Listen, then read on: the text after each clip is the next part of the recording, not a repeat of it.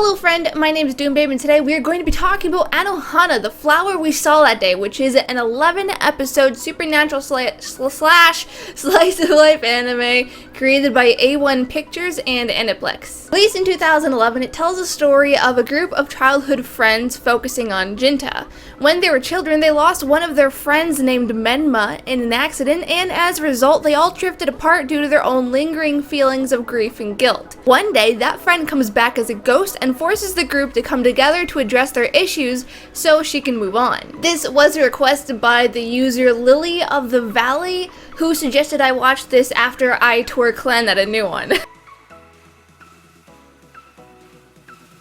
Maybe I'm just really overcritical and a lot more overcritical than I thought I was, but I couldn't get as emotionally involved with these characters as I wanted to. Like, I tried. I wanted to become very emotionally invested in these characters, but I mean, they were trying to force all of these emotions onto me by like episode 2 or 3. I don't think that was enough time for anyone to really have their heartstrings pulled like that. And because they kind of just started barraging me with a bunch of emotional scenes one after the other, I will admit that about halfway through, I kind of started to feel exhausted. Granted, this is an extremely sad story, especially when it gets to the end and the characters are realizing that, you know, they don't really want Menma to move on for her benefit. They're really only interested in themselves. But the creators didn't really give us enough time to connect with these characters before making us feel bad for them. While I did find myself a little teary-eyed at parts, and I did cry a little at the end,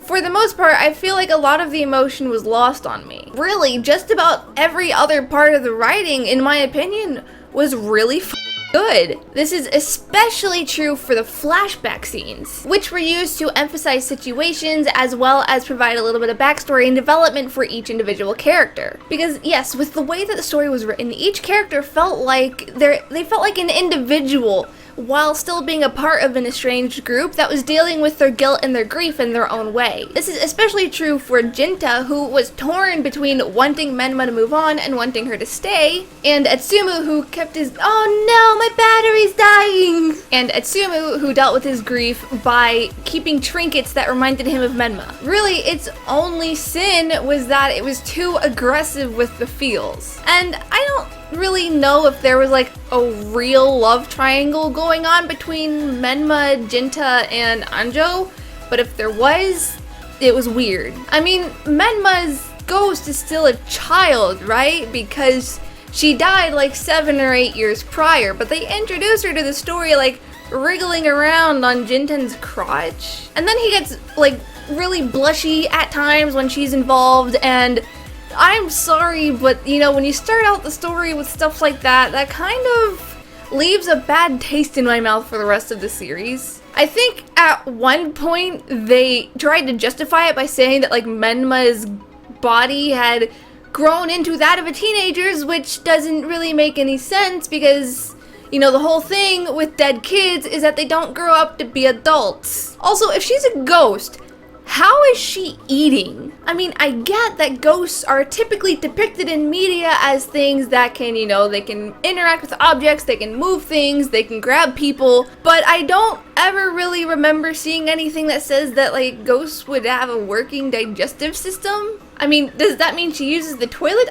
I don't understand the ghost anatomy with the series. I mean, the story puts so much emphasis on her being dead and being, you know, a ghost, but for the most part, she just kind of, like, acts like any other normal human. Like, she exists like a normal teenager, she just doesn't go to school.